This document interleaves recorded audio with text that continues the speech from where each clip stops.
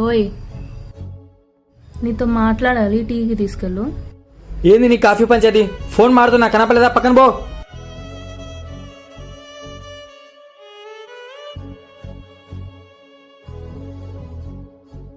రా తాదుగా ఇంక వచ్చినాం కదా, పెడదాగా